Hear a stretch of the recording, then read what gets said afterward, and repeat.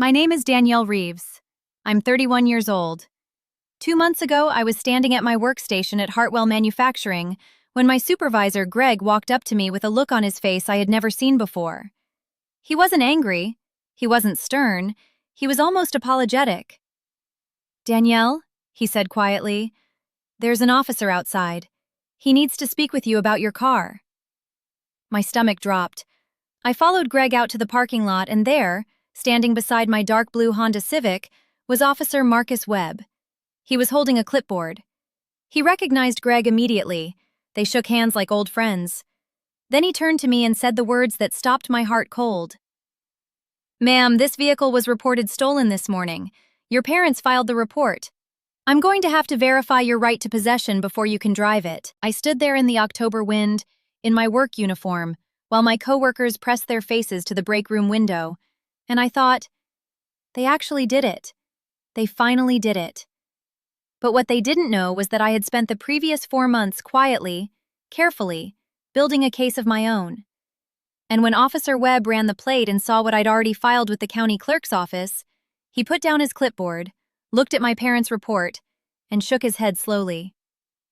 "There seems to have been a mistake," he said. "A significant one." Before I tell you what happened next, please like and subscribe, but only if you genuinely enjoy this story. Drop a comment below. Where are you watching from and what time is it there? I love connecting with every one of you. Now let me take you back to where this all started. I grew up in Millhaven, Ohio, the older of 2 daughters. My parents, Raymond and Carol Reeves, ran a tight household. Tight in the sense that every resource, every ounce of affection, and every opportunity ran in one direction, toward my younger sister, Brianna. My father worked at the county assessor's office for 30 years. My mother did bookkeeping part-time from home. They were not wealthy people, but they weren't struggling either. They had enough to make choices. And they chose Brianna, consistently, without apology. When I was 14, I made the high school volleyball team. It was the first time I'd made a competitive team after 3 years of trying. I came home and told my parents at dinner. My mother smiled and said, "That's nice," and then turned to Brianna and said, "Bree, show them the painting your art teacher submitted to the regional competition." Brianna's painting got framed and hung in the living room. It's still there today. My volleyball season, 2 years of it, was never once attended by either of my parents. Gas was expensive. Brianna had Saturday art classes. At 22, I landed my first real job at Hartwell. It wasn't glamorous. I operated quality control equipment on the line, but it paid $38,000 a year and had benefits. I was proud. I saved up and bought my first car, a used 2017 Honda Civic, for $9,400 cash. Every cent was mine. The same month I bought that car, Brianna told my parents she wanted to take an online photography course. It cost $600. They paid it without blinking and threw her a little celebration dinner at Carmine's, the Italian place they reserved for birthdays and achievements. I told myself it was fine. I was building my own life. I didn't need their celebration dinners. And then came the arrangement. 2 years ago, my parents sat me down and explained that they were struggling a bit with expenses. Dad's hours had been cut. Mom's bookkeeping clients had dropped off. They needed help with the car insurance, just temporarily. If I added them to my auto policy, they'd cover their own portion. It seemed reasonable. It seemed like what family does. I added them to my policy. What I didn't understand then, what I should have read more carefully, was that as a named insured on the policy, my father had certain rights under Ohio insurance law. Rights he had clearly researched. Rights he used the moment things between us fell apart. And they fell apart over a boundary I tried to set. 8 months ago, Brianna called me in tears. She and her boyfriend Tyler had been asked to leave the apartment they were renting after complaints about noise. They needed somewhere to stay. "Just a month," she said. "Maybe 6 weeks." I lived in a 1-bedroom apartment. I slept on an air mattress in my own living room for the first 2 weeks they were there, while they took my bedroom. I cooked, I cleaned, I worked my shift at Hartwell 5 days a week and came home to dishes in my sink and Tyler's gaming setup taking up my kitchen table. After a month, I asked when they were planning to move out. I said it gently. I said I missed my own space. My mother called me that evening. "Danielle, what did you say to your sister?" "I asked when they were leaving, Mom. I asked nicely." "She's family. You don't put timelines on family." "I'm sleeping on an air mattress in my own home." "You have a living room. She has nowhere to go. I raised you to be better than this." I asked her if she and Dad would take Brianna and Tyler in instead, since they had the spare bedroom. There was a pause. Then my mother said, "That's different. Your father needs his office." When I finally asked Brianna and Tyler to leave after 9 weeks, 9 weeks, they took 2 pieces of my furniture with them. A bookshelf I'd bought at $180 and a small dining table from IKEA that had cost me $230. When I pointed this out, Tyler said they thought I was gifting it to them because I'd been so welcoming. I was not welcoming. I was trapped. And when I tried to talk to my parents about the furniture, my mother said, "Danielle, you're being petty. She needed those things." That was my breaking point. Not the couch. Not even the table. It was the word petty, said in a voice that carried 31 years of the same dismissal. Calm, final, certain that my needs didn't count. I drove home that night and sat in my Civic in the parking lot of my apartment complex for a long time. The streetlights were orange. The engine was still ticking. My hands were on the steering wheel and I wasn't crying. I was done crying. I pulled out my phone and I started writing everything down. Every favor I'd given, every cost I'd absorbed. The 9 weeks of housing, which, at my rent rate of $875 a month, represented $2,025 of space I'd provided for free. The furniture they'd taken? $410. The loans I'd given my mother over 3 years that were always temporary? $1,800. The cell phone plan I'd been paying for Brianna since she got between jobs 18 months earlier? $65 a month, never reimbursed, totaling $1,170. Grand total of what I had given this family, $5,405 conservatively. What had come back to me? A framed painting in their living room that wasn't mine, and a childhood I was still recovering from. I sat in my car and I made a decision. I was going to start protecting myself. Quietly, legally, completely. The first call I made the next morning was to my insurance company. I asked what my options were. I asked specifically what rights a named insured had versus the primary policyholder. The agent walked me through it. I thanked her, hung up, and called a different insurance company. I opened my own policy that afternoon. But removing my parents from my existing policy required notice. It was going to take 30 days to fully process, and during that window they were still technically on the paperwork. I didn't know that 30 days would be enough time for my father to do what he did. In those weeks between the furniture incident and the morning Officer Webb showed up in my parking lot, I did something I had never done before. I stopped making myself available. I had always been the one who answered every call, responded to every text within minutes, rearranged my schedule at a word. That availability had become invisible to everyone around me. Invisible the way oxygen is invisible, noticed only when it disappears. So I let it disappear. I didn't announce it. I didn't send a message saying I was stepping back. I just stopped being immediately reachable. My mother called 3 times in the first week. I called her back once, 2 days later, kept the conversation to 6 minutes, and said I had to get back to something. She sounded thrown. She had never had to wait for me before. My father sent a text asking if I could look at their home computer the next time I came over. I replied that I was pretty busy, but I'd let him know. I did not let him know. He did not follow up. I used the time I was reclaiming to do things I had been telling myself I'd do someday. I enrolled in an online bookkeeping course, partly because Patricia had mentioned it was useful, partly because I wanted to understand the financial documents I was starting to accumulate. I read through my car title. I read my lease agreement, all 22 pages of it, for the first time since I'd signed it. I opened a separate savings account that I had never told my family about and set up an automatic transfer of $200 every payday. It was not a dramatic transformation. It was small, careful, deliberate.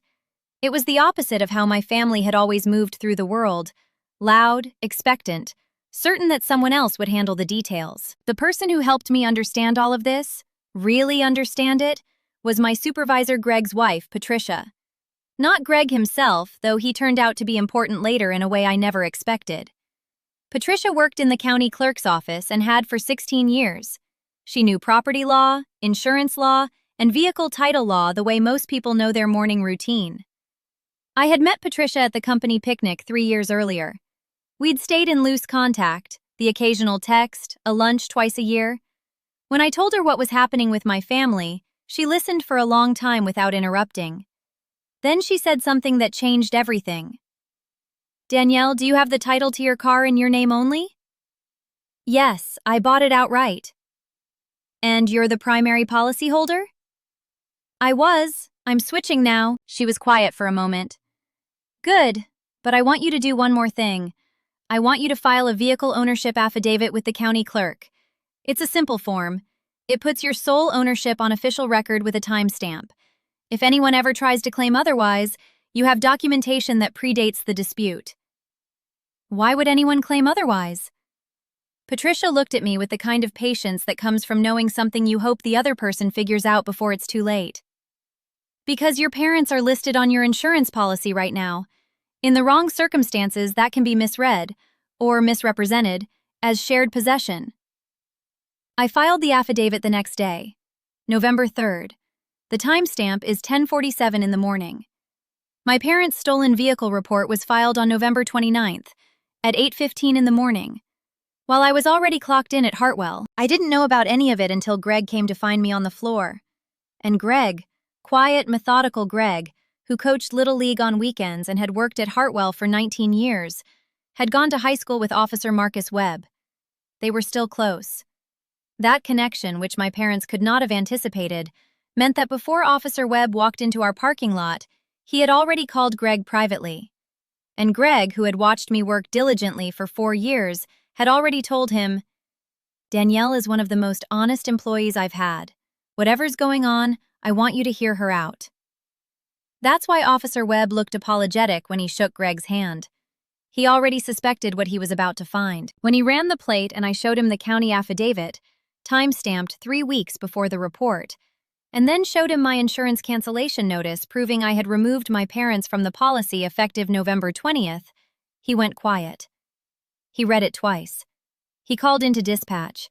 He had a conversation I couldn't fully hear. Then he walked back to me. "Ms. Reeves," he said, "your vehicle has not been stolen. You are the sole documented owner. The report your parents filed contains information that does not align with the county record." He paused. "I'm going to need to contact them." He made the call right there in the parking lot. I didn't hear what my father said, but I watched Officer Webb's expression go from professional neutrality to something quieter. Something like discomfort. When he hung up, he said, "Your father believed he had standing to file because of the insurance arrangement. He did not. I've explained that to him." He closed his notebook. "Ms. Reeves, I want to apologize for the disruption to your workday. You're free to go." He shook Greg's hand again. Then he looked at me one more time. "For what it's worth, and I know it doesn't undo this, whoever helped you get that affidavit filed gave you good advice." I thought about Patricia, about the lunch she'd bought me where she'd walked me through the form on her phone, her reading glasses perched at the end of her nose, explaining each field with the thoroughness of someone who'd seen the alternative. "She did," I said. 11 of my coworkers had watched the entire thing through the break room window. By the time I walked back inside, the room went quiet in the way that only happens when 20 people have been talking about you. Greg nodded at me once. I nodded back. I did not cry. I went back to my station. I put on my gloves. I finished my shift. That evening, my mother called. I let it go to voicemail. Her message was 47 seconds long.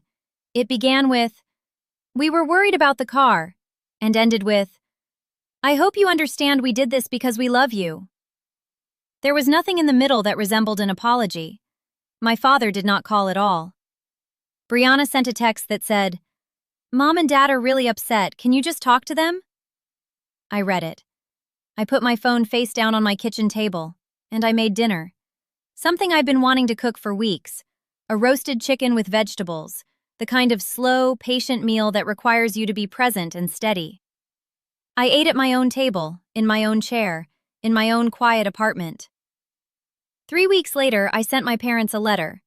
Not a text. A letter, printed on paper, sent by certified mail with a return receipt. Patricia had suggested this too. It said that I had consulted with a tenant rights advisor about the furniture Brianna and Tyler had taken, valued at $410, and that I would be pursuing reimbursement through small claims court if it was not returned or compensated within 30 days. It said that I had documentation of $1,800 in unpaid personal loans. It said I was removing myself from any shared financial arrangements, effective immediately, and that all future contact should be kept to written communication only. It said nothing angry. It said nothing cruel.